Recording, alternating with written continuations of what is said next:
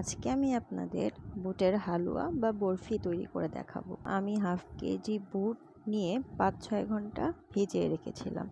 এ পর্যায়ে এটাকে চুলায় বসিয়ে দিয়ে এর মধ্যে 4টা এলাচ, দারুচিনি আর তেজপাতা দিয়ে দিয়েছি। সিদ্ধ প্রায় হয়ে এলে দারুচিনি তেজপাতাগুলো উঠিয়ে নেব। পুরোপুরি সিদ্ধ হয়ে গেলে চুলা থেকে নামিয়ে কিছুটা ঠান্ডা করে নিয়ে বুটগুলোকে ব্লেন্ড করে নিতে হবে। এর জন্য একটা ব্লেন্ডারে আমি বুটগুলো উঠিয়ে নিয়েছি এবং একদম মিহি করে আর শক্ত করে বেটে নিয়েছি। এরপর চুলায় একটা প্যান বসিয়ে প্যানটা গরম হলে এর মধ্যে 1 চামচ ঘি দিয়ে গরম করে নেব।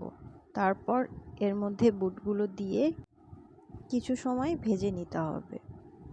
এরপর এর মধ্যে আগে থেকে জাল করে রাখা হাফ কাপ লিকুইড দুধ দিয়ে দেব,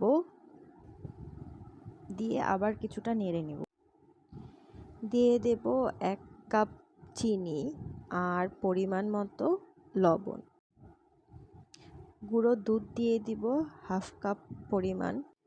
এ পর্যায়ে প্রায় 10 মিনিট এগুলোকে ভালো মতো ভাজতে হবে।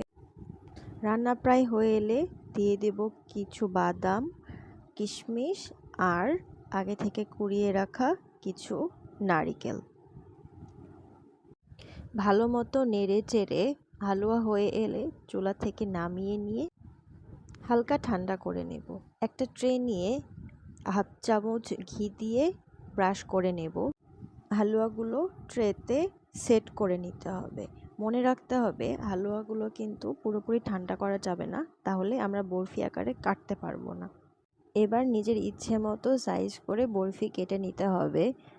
আমি বরফিগুলো কেটে নিয়ে এর উপরে কিছু কাঠবাদাম কেটে ছিটিয়ে দিয়ে পরিবেশন করে নিয়েছি। রেডি হয়ে গেল আমাদের বুটের বরফি।